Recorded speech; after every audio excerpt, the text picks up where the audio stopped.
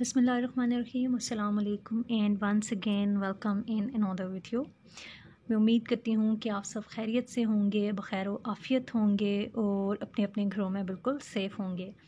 So before starting our today's topic I would like to say thanks for all the support and appreciation from you guys. The way you people are promoting this channel is amazing, so thank you so much.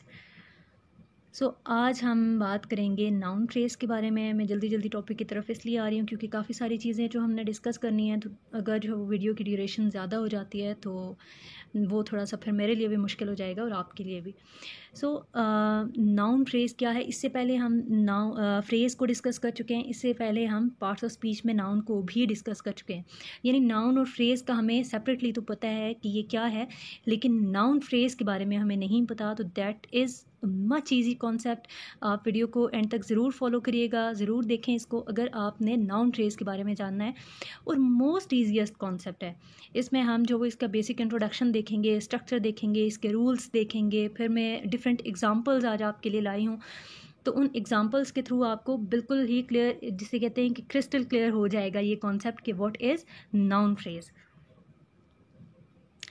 अच्छा, noun phrase है क्या, ये पहले हम देख लेते हैं। Noun phrase हमारे पास यानी फ्रेज़ की वो टाइप है कि जिसमें हेड वर्ड हमारे पास नाउन होगा। ठीक है, हेड वर्ड हमारे पास या तो नाउन होगा या फिर नाउन लाइक कोई भी वर्ड होगा। अब ये नाउन क्या है और नाउन लाइक क्या है। नाउन क्या है ये हम पहले डिस्कस कर चुके हैं कि कौन कौन से वर्ड्स हैं जो नाउन की कैटेगरी में फॉल करेंगे। ये जो पार्ट्स ऑफ स्पीच हमने जिसमें डिस्कस किए हैं और अबाउट ट्रेस हमने जिसमें डिस्कस किया है, ये मैं आपको लिंक जो वो डिस्क्रिप्शन बॉक्स में दे दूँगी। तो अगर आपने वो वीडियोस देखनी हैं तो ज़रूर जो है वो उनको फॉलो करें। देन नाउन लाइक क्या है। नाउन लाइक में हमारे पास यानी ऐसे वर्ड्स आ जाएंगे कि जो नाउन का ही रोल प्ले करते हैं, यानी प्रोनाउंस होते हैं हमारे पास। बेसिकली प्रोनाउंस होते हैं, क्वांटिफायर्स भी कुछ आ जाते हैं इसमें, लेकिन ज़्यादातर जो हमारे पास प्रोनाउंस आते हैं। नाउन फ्रेज़ में हमारे पास जो है वो ये बस याद रखने की चीज़ है कि हमारे पास जो फ्रेज़ होगा उसमें हेड वर्ड या तो नाउन होगा या तो नाउन लाइक कोई भी वर्ड होगा। फिर अगर हम इसका स्ट्रक्चर देखें कि अगर कोई भी फ्रेज़ है हमारे पास तो हमें कैसे पता चलेगा कि ये नाउन फ्रेज़ है, तो वो हमें स्ट्रक्चर से पता चलता है। अब स्ट्रक्चर क्या होता है नाउन फ्रेज़ का कि इसमें हमारे पास डिटर्मिनर प्लस नाउन, यानी कि डिटर्मिनर आएगा पहले, उसके बाद नाउन आएगा। कोई भी अगर जो वो नाउन फ्रेज़ है तो उसमें डिटर्मिनर आएगा एंड देन नाउन आएगा। जैसे मैं एग्जांपल दूं कि माय फ़ोन, तो माय फ़ोन में माय पहले है, ठीक है, डिटर्मिनर है एंड देन फ़ोन जो है वो नाउन है। तो माय फ़ोन, हमें स्ट्रक्चर से ये पता चल गया कि डिटर्मिनर प्लस नाउन का कॉम्बिनेशन है, तो it means this is noun phrase. और इसमें हेड वर्ड जो है वो फ़ोन है, यानी अगर हम फ़ोन को रिमूव कर दें तो ये जो है वो ऑब्लिगेटरी एलिमेंट है, हम इसको रिमूव नहीं कर सकते। ये हमारे पास हेड वर्ड है और फ़ोन बेसिकली जो है वो नाउन है। ये एग्जांपल्स अभी मैं आपको सेंटेंस में यूज़ करके बताऊंगी तो आपको बहुत अच्छे से क्लियर हो जाएगा। अच्छा, जो इसका एक जिसे कहते हैं ना कि प्रॉपर इसका जो स्ट्रक्चर है वो इस तरह से है कि हमारे पास सबसे पहले ये आपके सामने है, सबसे पहले डिटर्मिनर आएगा, फिर उसके बाद एडजेक्टिव लिखा हुआ है ADJ, it is representing an adjective, ठीक है, ये हमारे पास साइन है एडजेक्टिव का। Then there is noun, then PP it means prepositional phrase, then CL means clause.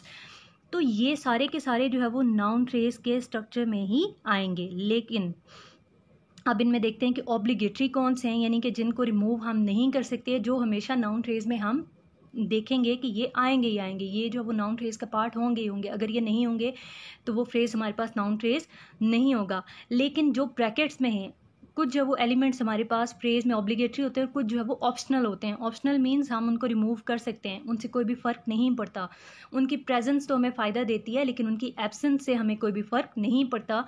वो जो वो फ्रेज़ फिर भी फ्रेज़ ही रहेगा, चाहे वो एब्सेंट हो चाहे वो प्रेजेंट हो। यहाँ पे अगर हम देखें तो डिटर्मिनर के बाद जो एडजेक्टिव है, एडजेक्टिव पे क्या है, ये ब्रैकेट आपको नज़र आ रहा है, इट मीन्स कि ऑप्शनल है। हो सकता है कि किसी भी फ्रेज़ में, जैसे मैंने ये आपको एग्जांपल दी कि माय फ़ोन, तो माय फ़ोन में मेरे पास डिटर्मिनर था, नाउन था, एडजेक्टिव मैंने कहीं नहीं देखा, ठीक है। हाँ, अगर मैं ये कहूँ कि माय न्यू फ़ोन, तो न्यू मेरे पास एडजेक्टिव है जो कि नाउन के यानी मीनिंग्स में क्या कर रहा है, मज़ीद उसमें एडिशन कर रहा है। तो माय न्यू फ़ोन, लेकिन अगर मैं न्यू को रिमूव कर देती हूँ, माय फ़ोन कहती हूँ, तो तब भी बात ठीक है, मैसेज तो कन्वे हो रहा है, बात तो समझ में आ रही है, फ्रेज़ तो मीनिंगफुल है, फ्रेज़ तो तब भी नाउन फ्रेज़ रहेगा। लेकिन अगर मैं माय न्यू फ़ोन कहूँ तो फिर ये एडिशनल है, यानी ये हमारे पास जो वो ऑप्शनल है, मैं न्यू को रिमूव कर सकती हूँ। फिर उसके बाद किसी भी नाउन फ्रेज़ में हमारे पास नाउन के बाद प्रपोजिशनल फ्रेज़ भी आ सकता है, जो कि ऑप्शनल है, ज़रूरी नहीं है, ठीक है। आ भी सकता है और नहीं भी आ सकता। अगर ये नहीं आएगा तो इससे कोई भी फ़र्क नहीं पड़ेगा।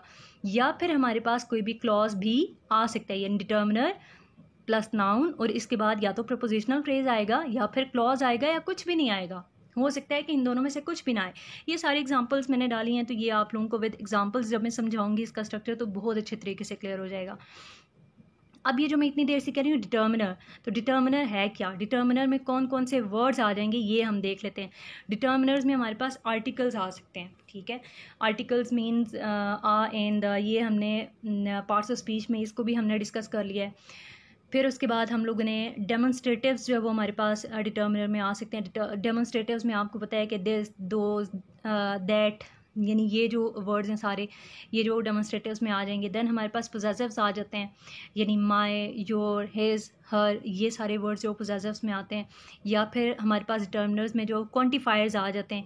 क्वांटिफायर्स मीन्स जो क्वांटिटी को यानी करते हैं डिनोट, ऑल, सम, मच, मेनी, अलॉट, तो ये सारे क्वांटिफायर्स हैं। फिर WH वर्ड्स आ जाते हैं। WH वर्ड्स मीन्स कि व्हाट, वेयर, हुज, ये मैं सिर्फ आपको एग्जांपल के तौर पे 2-2, 3-3 वर्ड्स बता रही हूँ, वैसे इसमें बहुत सारे और भी वर्ड्स आ सकते हैं, ठीक है। तो यानी articles, demonstratives, possessives, quantifiers and WH words, ये सारे के सारे वर्ड्स हमारे पास आ जाएंगे डिटर्मिनर्स में। अब आपको पता चल गया होगा कि व्हाट इज़ डिटर्मिनर।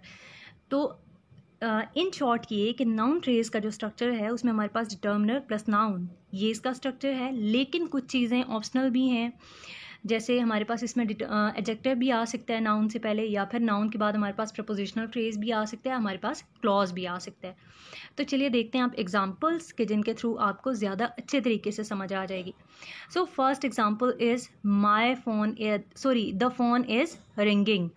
अब द फोन, ये बात भी हम लोगों ने पहले डिस्कस कर लिया है कि जब भी किसी सेंटेंस को हमने डिवाइड करना होता है, यानी हमने उसमें से फ्रेजेस निकालने होते हैं, तो किसी भी सेंटेंस के हमारे पास 2 पार्ट्स आते हैं, ठीक है। उसको हम हमेशा, कोई भी, चाहे वो लॉन्गेस्ट सेंटेंस है आपके पास कंपाउंड सेंटेंस है, कॉम्प्लेक्स सेंटेंस है, कोई भी टाइप आपके पास सेंटेंस की आ गई, उसके हमेशा 2 पार्ट्स आप पहले डिवाइड करेंगे, फिर उसके बाद आप उसको मज़ीद जो है वो फ्रेजेस में डिवाइड करते जाएंगे। यानी यहाँ पे है द फोन इज़ रिंगिंग, अब ये फुल सेंटेंस है मेरे पास। अब इसको मैंने क्या करना है, डिवाइड करना है इन 2 पार्ट्स।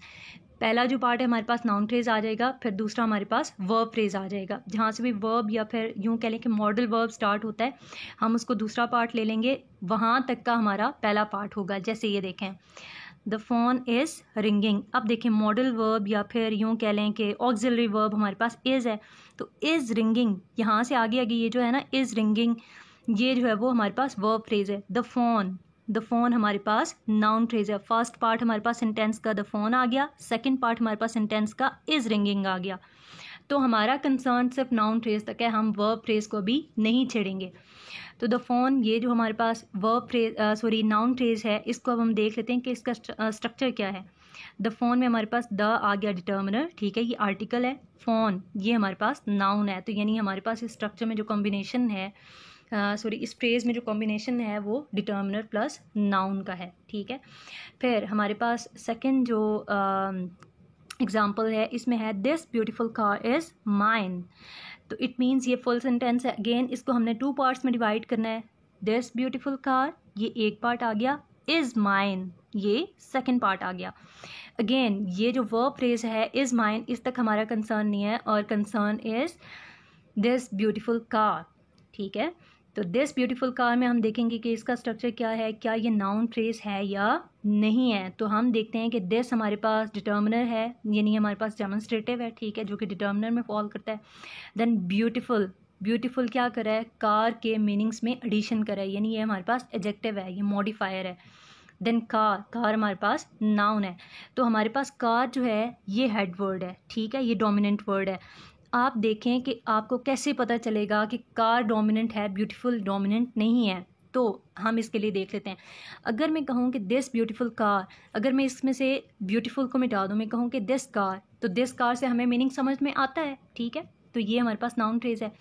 अगर मैं कार को रिमूव कर दूँ, मैं कहूँ कि दिस ब्यूटीफुल, तो मैं किस बारे में बात कर रही हूँ, ठीक है, मेरा मीनिंग जो है वो मैं अपना कन्वे नहीं कर पा रही। दिस ब्यूटीफुल, वो ब्यूटीफुल कुछ भी हो सकता है, वो कोई भी चीज़ हो सकती है, वो कोई भी शख्स भी हो सकता है, या कोई भी क्रिएचर हो सकती है। तो यहाँ पे हमें ये पता चला कि अगर हम ब्यूटीफुल को रिमूव भी कर दें तो हमें कोई भी फ़र्क नहीं पड़ता, यानी हमारे पास जो नाउन है वो ऑब्लिगेटरी है। ठीक है, दिस कार या दिस ब्यूटीफुल कार, तो ये जो फ्रेज़ है हमारे पास ये नाउन फ्रेज़ है, यानी कार यानी ये नाउन हमारे पास हेड वर्ड है। देन थर्ड सेंटेंस देखें, Taliban are taking control of Afghanistan. ठीक है, Taliban are taking control of Afghanistan. अब अगेन ये एक सेंटेंस है जो कि जिसे कहते हैं करंट एरा से है या करंट अफेयर्स में से मैंने लिया है, Taliban are taking control of Afghanistan. तो इसमें हमारे पास दो पार्ट्स आ गए। अगेन तालिबान ये एक अलग पार्ट है, are taking control of Afghanistan. अब जैसे कि हमने डेफिनेशन में बात की, मैं आपको दोबारा दिखा देती हूँ कि हमारे पास जो नाउन फ्रेज होगा इसमें हेड वर्ड या तो नाउन होगा या तो कोई भी नाउन लाइक वर्ड होगा। ठीक है, एक बात हमने ये की। दूसरी बात हमने फ्रेजेस को डिस्कस करते हुए कहा था कि फ्रेज़ हमारे पास ज़रूरी नहीं है टू या टू से ज़्यादा जो वर्ड्स हों तो वही फ्रेज़ होगा, बल्कि हमारे पास सिंगल वर्ड भी फ्रेज़ हो सकता है। तो यहाँ पे अब देखें कि जब मैंने इस सेंटेंस को डिवाइड किया, तालिबान ठीक है एक साइड पे आ गया, are taking control of Afghanistan ये दूसरी साइड पे आ गया। ये हमारे पास वर्ब फ्रेज़ है, इस तक हमारा कंसर्न नहीं है। तो हमारे पास जो फर्स्ट आ गया तालिबान, ये हमारे पास नाउन फ्रेज़ है। ठीक है, फिर नेक्स्ट एग्जांपल है, the teacher who came to our class uninvited is happy. अब देखें अगेन इसके हमने टू पार्ट्स करने हैं, तो हम कैसे करेंगे? हमारे पास मॉडल वर्ब या ऑक्सिलरी वर्ब हमें कहाँ पे नज़र आ रहा है? बिल्कुल सेंटेंस के एंड में।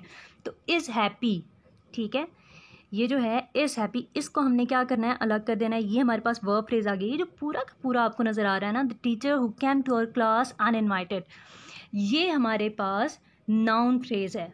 अब देखें हमने कहा था कि नाउन फ्रेज में डिटर्मिनर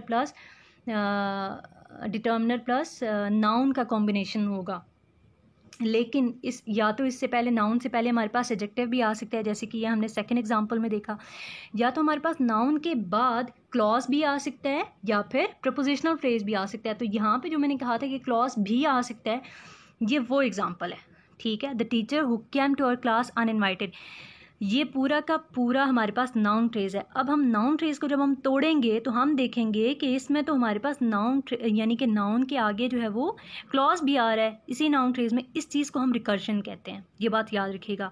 जब नाउन के अंदर फ्रेज के अंदर फ्रेज हो, किसी भी फ्रेज के अंदर दूसरा क्लॉज हो, तो इस चीज़ को हम कहते हैं ये रिकर्शन है, रिपीटिशन है। ठीक है, अब देखें the teacher who came to our class uninvited, ये पूरा हमने कहा कि ये नाउन फ्रेज है। अब जब हम इसको तोड़ेंगे तो हमारे पास ये द टीचर अलग हो जाएगा, who came to our class, who came to our class हमारे पास क्लॉज है। तो ये मज़ीद हम इसके रिवीजन नहीं करें, मैंने सिर्फ आपको समझाना था, एक कॉन्सेप्ट देना था। A teacher in the university is called lecturer और प्रोफेसर। तो अब देखें कि जो हमने ये स्ट्रक्चर में देखा था कि हमारे पास नाउन के बाद प्रपोजिशनल फ्रेज भी आ सकता है, क्लॉज भी आ सकता है। क्लॉज की एग्जांपल मैंने आपको दे दी। अब मैं नाउन फ्रेज में आपको प्रपोजिशनल फ्रेज की एग्जांपल दे रही हूँ कि नाउन फ्रेज में किस तरह से दोबारा प्रपोजिशनल फ्रेज भी आ सकता है, लेकिन वो ऑप्शनल होता है, ऑब्लिगेटरी नहीं होता। ठीक है, ये बात याद रखिएगा। A teacher in the university is called lecturer और प्रोफेसर। अगेन हम इस सेंटेंस को दो पार्ट्स में डिवाइड करेंगे। फर्स्ट पार्ट हमारे पास नाउन फ्रेज होगा, सेकंड पार्ट हमारे पास वर्ब फ्रेज होगा। फर्स्ट पार्ट हमारे पास कौन सा आ गया? मॉडल वर्ब या ऑक्सिलरी वर्ब तक। ठीक है, ये यहाँ तक जो वो हमारे पास फर्स्ट पार्ट है। A teacher in the university, ये हमारे पास नाउन फ्रेज है। इस कॉल्ड लेक्चरर और प्रोफेसर, ये हमारे पास वर्ब फ्रेज है। अब देखें कि a teacher in the university, अब इस नाउन फ्रेज में हमारे पास प्रपोजिशनल फ्रेज भी आ रहा है। प्रपोजिशनल फ्रेज कौन सा है? In the university.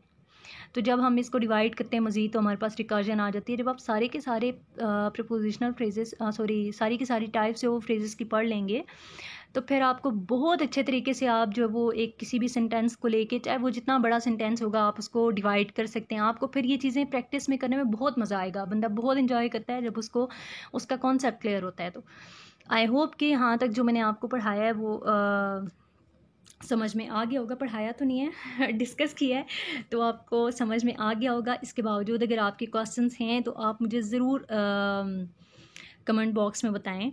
अगर आपकी कोई सजेशन है अबाउट चैनल या फिर आपको ये लगता है कि मुझे अपना तरीका चेंज करना चाहिए या कुछ भी, तो आप ज़रूर मुझे कमेंट बॉक्स में बताएं।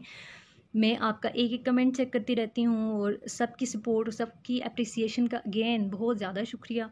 आप लोगों के साथ होगा तो इंशाल्लाह हम आगे भी इसी तरह से मज़ीद जो वो कॉन्सेप्ट्स लाते रहेंगे।